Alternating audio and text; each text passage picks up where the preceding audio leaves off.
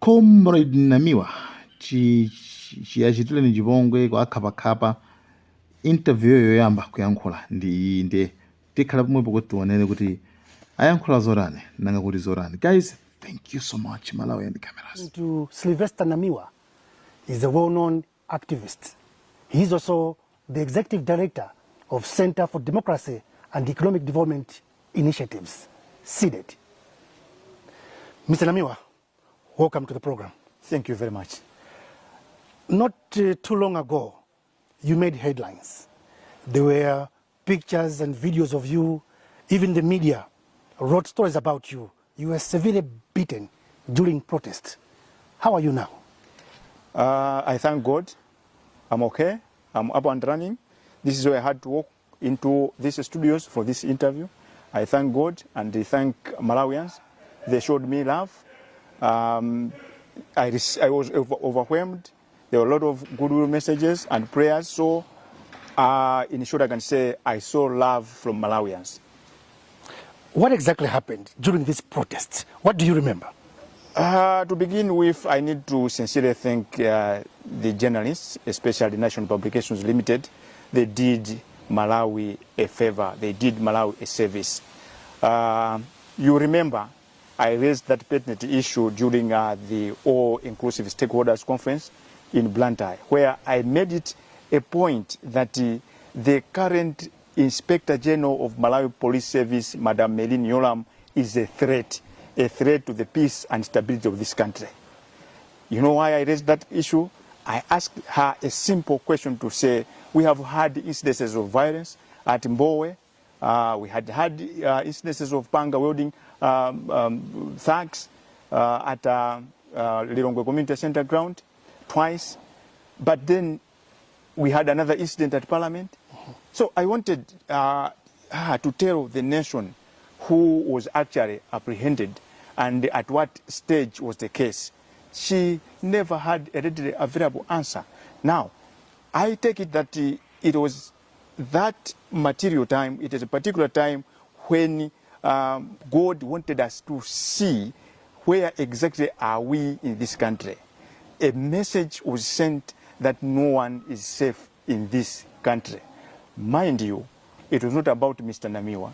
It was not about the Citizens for Credible Elections. It was not about CDED. It was about Malawians. Everyone saw it for themselves that no one is safe in this country, because in my life, I never for a second anticipated that we are going to have a day where a citizen is going to be assaulted just like that in full view of the Malawi Police Service and the Malawi Defense Force when they were looking our way. I never anticipated that. And we should never, even, you should never wish that to your worst enemy.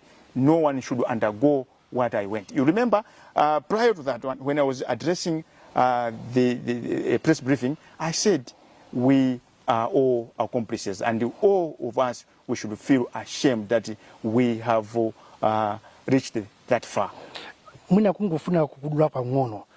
Ndimangofuna kuti mwina utalongosola bwinobwino mmene zinachitikira. Nangasi tinangoona ma videos, tinangoona zithunzi, koma sitinamve kuwawako. Anthu sitinaone nkhope. Amene anakupanga ataki, unaona nkhope. Chinachitika ndi chani pa nthawi imeneyo? Titacheza koyambirira pang'ono ndikuchokera ku chipatala. Ndinawo kuuza nchindi unena kuti mabala ndi amene wazilonda zilipo, koma zilondazo sizikuwawa kwambiri. Chimene chikuwawa nchonena kuti zimene zimachitika apolisi alipo mpacha, asilikali ankhondo alipo mpacha. Koma chowawa kwambiri mafana ndinene chikuti anthu amene aja amapanga zimene zicha anthu amadziwa. Mutati muone pamene paja anabwera osabisa nkhope. Apolisi aja kwadziwa, asilikali aja kwadziwa. Ndi chimene chimawawa kwambiri. Ndiye mukandifunsa kuti chachitika ndi chani? Ndikupira kuti mpaka napanopa ine sindi munthu woyenera kuti ndifotokoze. Inu a nation komanso atolankhani ena munagwira ntchito yabwino, Amalawi anaziona. Pamalopa japa munachoka bwanji, munathawa bwanji. Chifukwa zimaoneka kuti tu anakupanilirani kwambiri. Munazemba bwanji, munasowa bwanji pamalo amene zimachitika zimenezi. Ndifake manena mchizungu muja kuti dzanja la Mulungu linali pamene pajapo chifukwa ineyo siningakwanise kufotokoza kuti chidachitika ndi chani, koma chimene ndikuzonjona kuti ndinachoka pamene panjapo mu galimoto ya polisi imene inanditenga naenda nayo limodzi mpaka ndikafika ku chipatala kumene nakathandizidwa.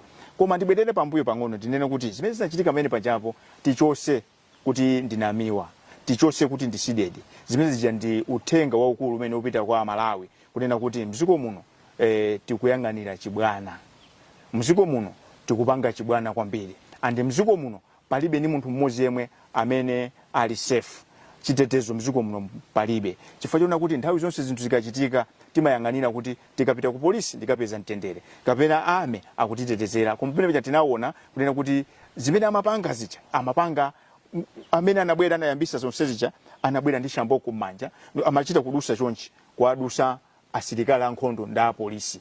Ine ndikamakhala sinimalingalira kuti siku lina lake zimene zingachitike andi tisalole kuti zimene zachitikenso. Ndifake ndikanena nthawi ija kupake kuja kunena kuti Madam Melini Yolam mkulu wa polisi wapano ndi chiopsezo ku ufulu komanso chitetezo ndi bata mdziko muno. Lero anthu aziona tinkayankhula kunena kuti anthu aja apolisi amadziwa, anthu aja akwadziwa anthu kumasafuna kuchitapo kanthu. Zidayambira pambowe kupita ku parliament pamene pacha pakumindi pacha kamene kajanka chiwiri kuchitika zinthu zimene koma mpaka na pano palibe wamangidwa.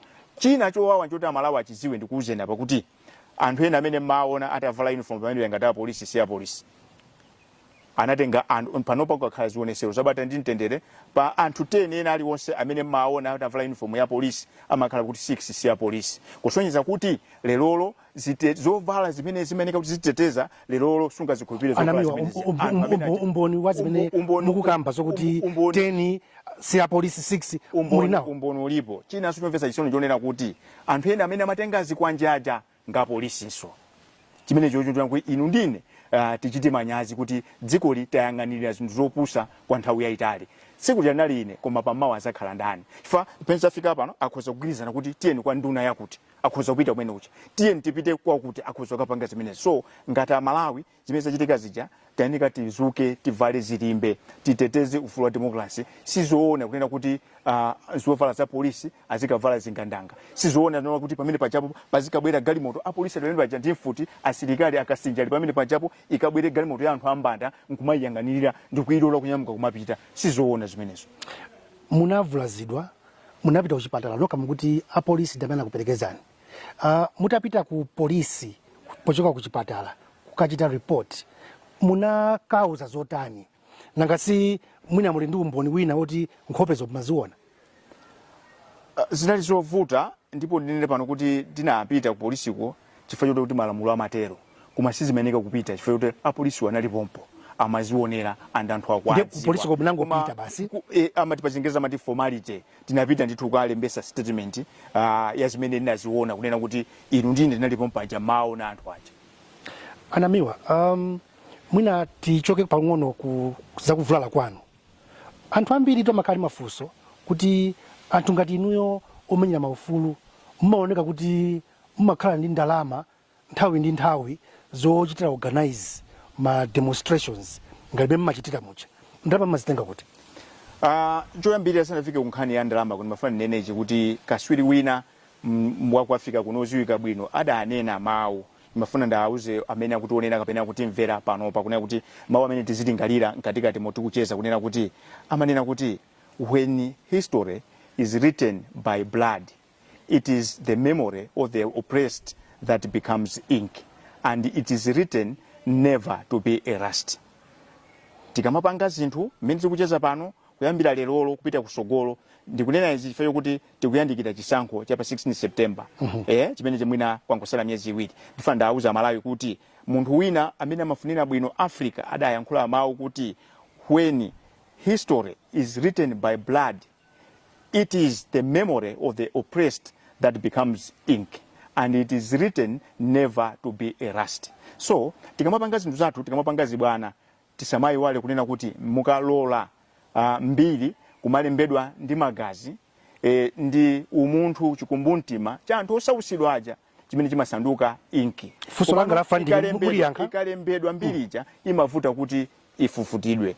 Nkhani ya funding ndinena kuti bungwe la SIDED limene limachokera chifukwa kumene kuja tinapita ngati Citizens for Credible Elections. Nkhani yathu tunena kuti Mai Justice Annabel Ontali Manja komanso a Chief Elections Officer Andrew Mpesi atule pansi kapena achosedwe chifukwa chani. They are too compromised to preside over a free, fair and credible elections. Chifukwa chani ndikunena zimenezo. Tikuziwa ife kunena kuti pa mtima pa organization iliyonse pamakhala transparency and accountability. And anthu aja akugwiritsa ntchito pa Chingerezi timati legal authority mukakayang'ana mu constitution yathu gawo 12 imene manena kuti anthu onse amene akugwiritsa ntchito mphamvu poyera akuyenera kumapanga zinthu zawo poyera, openness, transparency and accountability. Ndema stakeholders achisankho adapempha kunena kuti tifuna tione kuti mu electoral management system muli chani, iwo aja akukana. Ndiye mabungwe osiyanasiyana anthu akufuna kwabwino tinabwera nkupanga a grouping imene kunena kuti Citizens for Credible Elections ngati organization.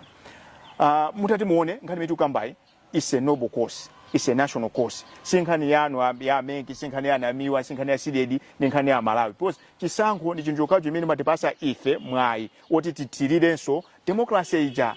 Ndiyeno mukandifunsa nkhani za ndalama ndikuuze kuti Amalawi eni yake amene amakondwera ndi ntchito imene timagwira amasonkha pang'ono ndikumagwirira ntchito ija. Kumabungwe omwe siyaboma kumene tikuchokera ku civil society kuna kulikonse we are more or less like beggars. Chifukwa chani ndalama kuti mupite organization iyo samata talemba proposal yo ndi begging, ndalama zimabwera za anthu akufuna kwabwino. Mwimbe ipo Anamiwa kwa onse amene mukutionera ino ndi special program imene tikucheza ndi a Sylvester Namiwa pano pa Nation Publications Limited. Tikhala tayimakayi pang'ono tikupananso chigawo chinacho. Takulandiraniso ni kuno ku Nation Publications Limited kumene tikucheza ndi a Sylvester Namiwa. Ina dzina langa ndi Nchindi Meki. Tisanapite ku break Anamiwa makamba zokuti kumbali ya funding there are people who contribute a few there and then you ndalama zimene zizi are you sure ndiza Malawi kapena zochokera kwa anthu ena ake magulu ena ake ali ndi ma special interest mdziko muno? Ndakuuza ndikuti nda Malawi kufuna kwabwino fa mutati muyang'anisise ma issues amene timapanga tako amakhala kuti ndithu kunsiku akukhuza ndithu a Malawi. Palibe issue imene mukanene kuti tinapanga issue iyi yokhuza special interest. So ainake wa Malawi yo ndiku chikhulupiriro imene nawo mubungwe lawoli faine ndimanena kuti ndimangowayankhulira ndimangowatumikira ndiye amanena kuti pampanga amene zitili ndiponso ndalama zake zimakhala zomvetsa chisoni pang'ono amanena kuti pang'ono amazala thumba. Ndipo ndikusimikizeni kuti Malawi ndi amene amatithandiza mukaona kuti tikupanga zinthu zimachokera kwa eni yake Malawi. Koma are we not talking about millions amenewo? Ndisindike apa kuti mwina tisayangane ku nkhani yaying'ono koma tisayangane kuti kodi ma issue amene timabweresawa kodi amapanga resonate, kodi ma issue amenewa amakhala adi amapanga reflect the real situation ya Amalawi amene akumana nawo. Koma tikalimbana kuti ndalama zachoka uku tinamizana chifukwa kumene kuli ndalama anthu akukuziwa. Oh yes, where is the money? Kuli ndalama kukuziwa anthu abayibana trillion abayibana ndalama zimene mumaonanso kuti ife tipange press briefing ndimachita kuti penanso ndikunena pano tingongole ma media house mwinamo.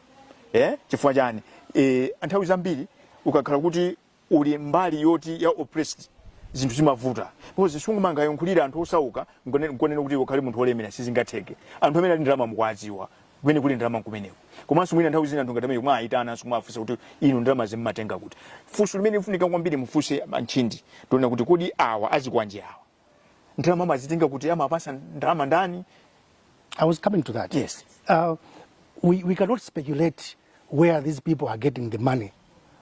I think at the right time, we will try to find ways of reaching out to them and talk to them. Which reminds me, these people, I mean, an attack. Their faces were all over. You are saying the police haven't acted kufika lero. Inuyongati omenyina ufulu. Have you tried to make any follow-up? Kulondoloza kuti mwina chinenge chichitike na chilungamo chioneke. Nangasi zinakuchitika inuyo amene muli one of the activists. Mwachitapo zotani kuti justice has to prevail. Ndiri kuchipatala kunabwera mkulu wina amene kukhala ngati ndi wamkulu ku region kunja za kafukufuku detectives.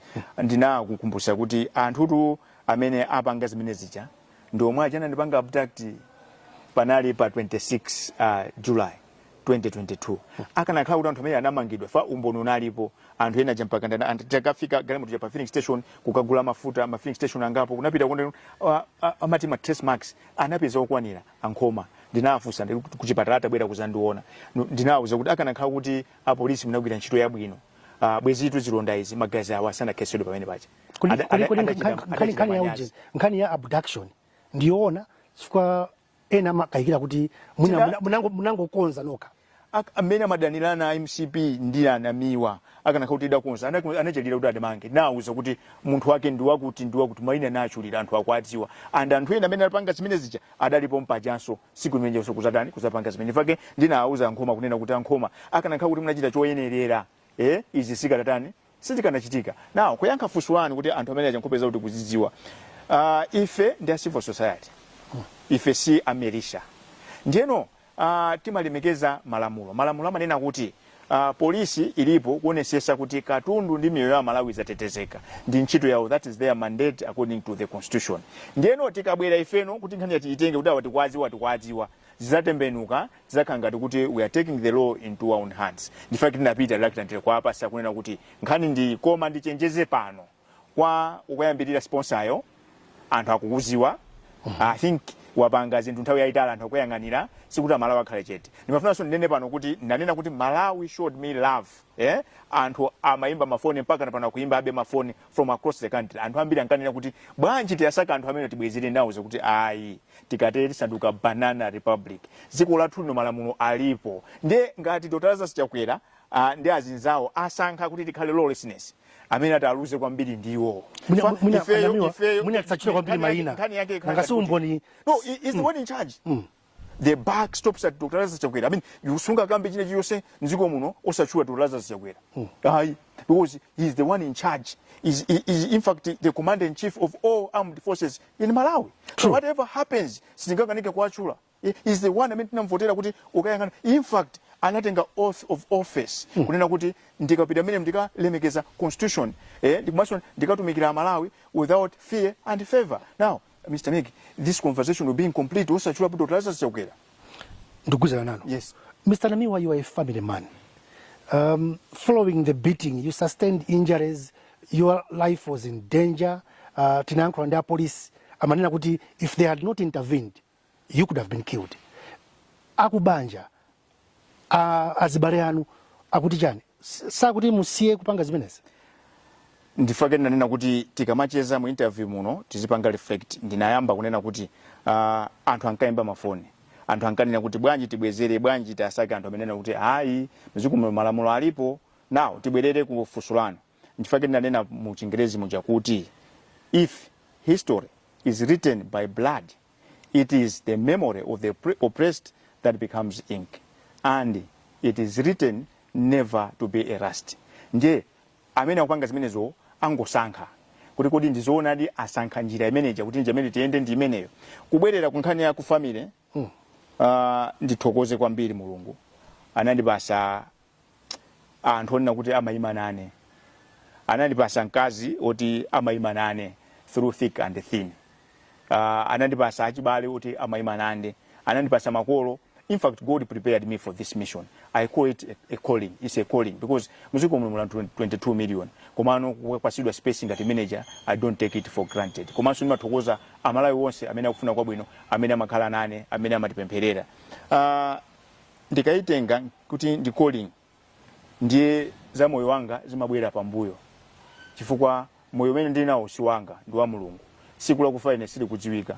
Ndinene pano kuti siku Amalawi akumafa akumakayikidwa. Siku tonse makasukulira mademo. Lero ndinena pano ameke kuti tifufuze. Timva kuti uko kwa mwalira wakuti uko kwa mwalira wakuti anthu ena MCP amamwalira, anthu ena aboma akumwalira. Sikuti akumwalira kuti akulimbana ndi boma atu ya. Hayi. Kusoiza kuti niyo simukuopa kumwalira. I'm not shaken. I stand strong as the Northern Star. I cannot be shaken. Ineyo si munthu ona kuti ndikayime kuti hayi. Akanakha kuti munthu ndi matekeseka. Hayi. Ntchito imene taisiya. This is not for the faint-hearted. Indeed. So ndimangothokoza kuti family makhala nane and ndinawuza kunena kuti kaya ndizipanga za ma demonstrations kaya activism ndisiya siku nalake lizafika ndithu ndizakalowa manda anthu muzanyamuka muzapita ku mafisi temati kutani mukawoloka mafisi uja mukandiyika andinachita kupempha kuti muzandiyike kumbali uku palipenda pake pali chulu nasankha malo amene chifukwa ine ndikupita kuti akamaza werenga mitimbira ya zisiru mtumbira wanga azudumpha ine I'm not stupid, I'm not a fool. So ndifake anthu akamapanga zawo zopepera ndimazisiya izi ndikumbutsa wina wakana anena kuti there are three forces that rule the world: stupidity, fear and greed. Tingofuna kuti panopa inu ndine tingoyamba kuzipasa gawo kuti kodi ine ndili gawo liti. So ndimathokoza kuti ku family amandipempherera amandipanga encourage amandipanga support fa ntchito imene ijayo utakhala kuti udi ndinkazo tisakupanga support sizingatheke. Atakhala kuti ntchito imene apunguza kusakupanga support sizingatheke. Utakhala kuti ntchito kuti makolo ako asakupanga support sizingatheke. So ndimathokoza kwambiri koma ineyo ndimaitenga kuti uwo ndi utumiki umene Mulungu anandikonzera mapaderadera kuti Anamiwa ntchito imene muzagwire ndi mwayankhulire Amalawi. Choncho ineyo ndilibese pa za moyo wanga ndilibese pa ntchito imene ilipo ntchito imene ndizayigwira ngakhale akanakhala kuti anandiphera pamene paja ndikuganiza kuti pakanazukanso Anamiwa ena 1000 amene akanagwira ntchito kuipitiriza and zimene zinachitika pamene pajapo zapanga inspire and motivate Amalawi ambiri komanso zapereka umboni fa tinkanena kuti these are the guys that have a strong detest in their DNA for democracy. Anthu awo akana democracy awawo kena akana zabwera nkuza anamiza Malawi kuti tasintha lero ndi amene aja akumapanga mu special interview imeneyi kuno ku Nation Publications Limited tikucheza ndi Sylvester Namiwa. Mwalongosolatu, you've articulated very well. In fact, I'm amazed with how you've expressed yourself.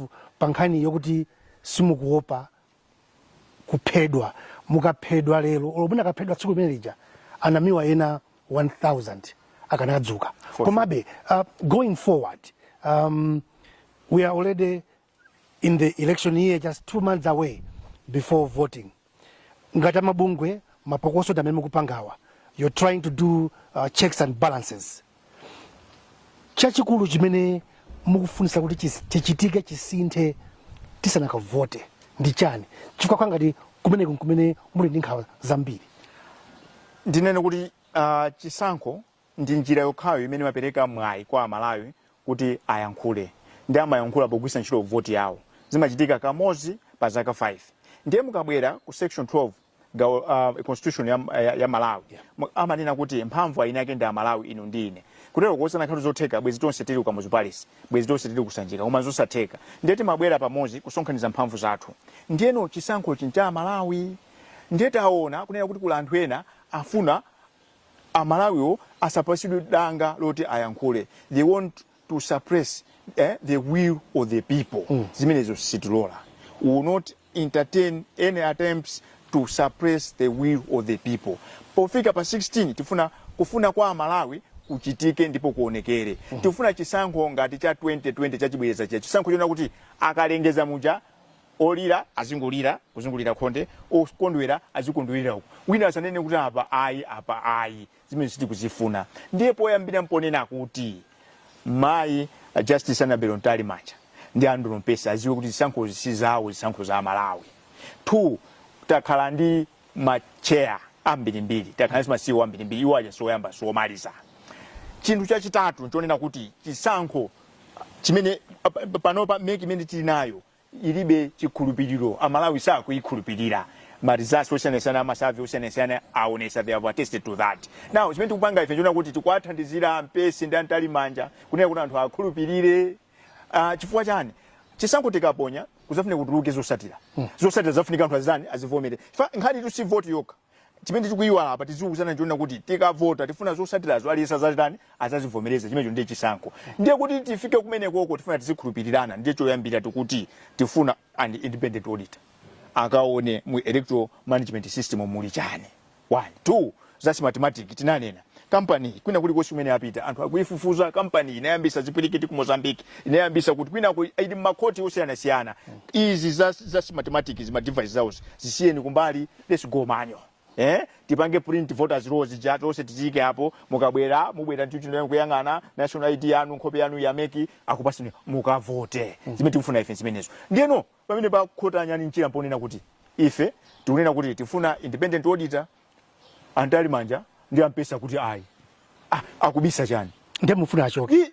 Yes, achoke because Koma tasali nthawi yochepa 2 months akachoka pabwere inaso kuti alibe experience yochita run zisankho. Kodi kuchoka ndi kuvomereza independent audit chokweka ndija chokweka ndikupanga audit kuloko kubweza kuti achoke kunkonera kuti akukana zimene ife turani tikufuna nkhani yoti tiyeni tiunike makinawo tikangounika muona Malawi au mbamanja muona credibility chaibwera muona kuti trust cha imene panalibe ibwera anthu onse ayamba kwakhulupirira Malawi tu chimene amafuna amachiziwa koma amadana kuti wina azichuluka nzeru ndiye there are two things alole independent audit apply they should go apo ndiye sitikusintha ndinenso kundibwereze pa ino will not entertain any attempts to stifle the will of the people. Zisankos is about Malawi, and no one is big than Malawi.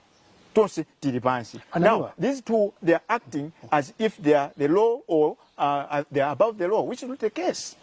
Anamiwa, panotu kangati muli kamankamwa mwawina aliyese ngati activist amene akudziwika bwino pamalawi panopa kungoti Sylvester Namiwa aliyese amudziwa kuti siwaside ducha suya amene anamenyedwa ucha taonapo tife ma activist mbuyo okuti amachita zinthu dzikulu ma demonstrations machani koma imafika nthawi ina yake amazapasidwa mipando kena kumangona kuli zi tinene kuti Anamiwa nawonso akuyang'anira akufuna kampando pena pake kuti zikangochitika nawonso apezeka ali kuembase kapena abisala pena pake akudya zonona.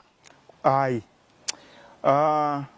ine sidiri jonjo ndikana kama maganizo amenewo ntasiya kale fa kumachitika tu zinthu kunsiku zambiri kwa basi ndanengale kuti anthu ali ndalama zoseweresa mkhani ya maudindo yo ndithu kangapo konse ndikuuzidwa koma ndinanena kuti ndinagwira ntchito you were approached ndinagwira ntchito you were offered positions tisalowe kumene kuti sokoneza nkhani imene ndabwera apa ndizina koma ndimafuna ndiyasimikizira Malawi kuti asunge video iyi asunge clip iyi asunge interview imene kunena kuti zikazapanga zimenezo azanena kuti unamuuza Nchindimeki wa nation kuti sukufuna mpando koma lero mpando ndo ndifuna ndisindike panopa maso muligwa kwa uza Malawi kuti ine mene ndili pano I will fight and drop an activist kulibe simulowa ayi kuntima kwanga kulibe komatu pali nthawi ina yake Anamiwa munagwirapo ntchito ngati press officer ku State House. Correct. Nthawi ya DPP. Correct.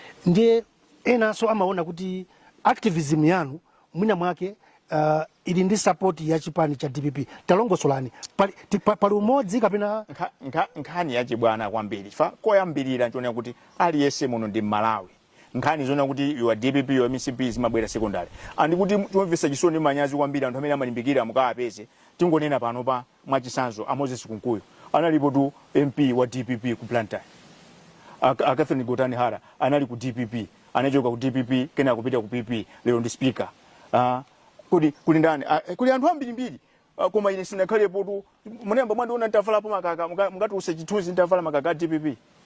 Now chimene nalakwa njona kuti ndapita ukapanga save my country ndinapita ukatumikira ngati dziko ndifanira kuti pano pamuta ndifusa fuso sindikukhumbiranso ndibe chikumbokhumbo chotiso ndikagwireso ntchito ene yonse in public office ayi koma anthu akamakamba we get carried away with nonsense and kumalawi kuno we find solace and we spend a lot of time discussing trivia kusia ma issues amene angatithandize anthu amene amapanga pedo such nonsense amakananso kuti iwo ni macaprice ndakuuza nikuti akunkuya nakhalapo MP wa DPP it is on record.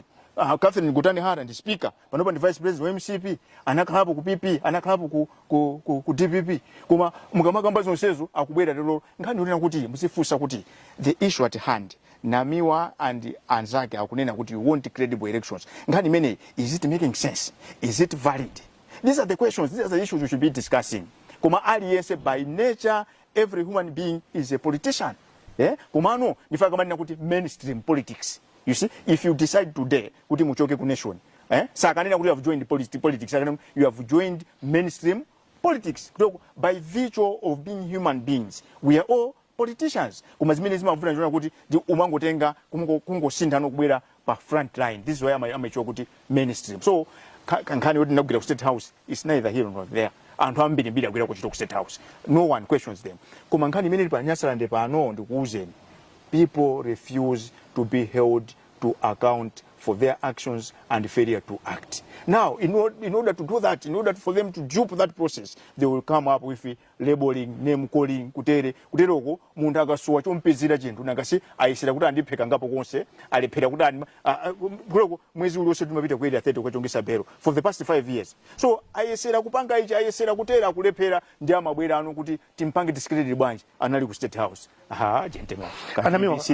Anamiwa, we have had a good chat, and indeed takamba nkhani za mmene zinachitikira pa tsiku limeneja, the way you were attacked kuchipatala, apolisi ndamene anakuperekezani ku polisi munapita kukatula madando, ngakhale mukunena kuti apolisi wanthu akwadziwa palibe chimene akuchita. Pamene tikupita kumapeto kwa program imene iyi makamaka kwa anthu amene akuonera program imene iyi pano pa Nation Publications Limited, mungafune kuti uthenga weni waukulu umene angaugwire makamaka pa nthawi ino pamene tikulowera ku chisankho ukhale wotani? Ndina anena ku msonkhano wapaki kunena kuti kulibe store imene amagulisa bata ndi mtendere. There's no shop you can go kuti ndikamukagula peace and stability, kulibe.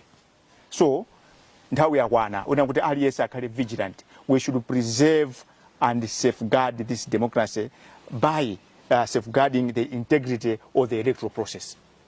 It is only the credible electoral process that can give us leaders we can trust. So, aliyese panopa ndi nsilikali, zijatinka ngonena kuti no one is safe, mwaziona, aliyese nimboni panopa, ndithokoze kuti amalawi, mabungu siyana adayankhula, koma kuyankhulako, tisalekele pompachi. Tipite step, we need to act. Because the bad boys are in town. These are the guys whose DNA, they detest democracy. So we should not give them a blank check. Otherwise, tibwirira kuchomena anthu ankangopedwa, kumangidwa, kulandidwa akazi, kulandidwa minda, opanda chifukwa. So anthu awawa, they don't mean well, because 14 June 1993, they voted no to democracy. Kenaka atakhala nthawi yaitali anana makuti asintha lero mwaona somano zimene akupanga. Now nthawi yakwana panopa akufuna kwabwino, because Martin Luther Junior ngati sindikulakwisa adanena kuti the world is not destroyed by the violence of bad people, but it is destroyed by the silence of good people. And miyoyo yathu imayamba kuonongeka sikumeta sankha kukhala chete kumaonelera zinthu zoyipa. Ifana ndanena kuti inu ine tonse amene tikuonera amalawi tasonkhezera kuti Malawi afike popepera pamene tafika apa, kuti afike ponunkha tafika apa, komanso kuti tikonze zinthu nditonse inu ndine.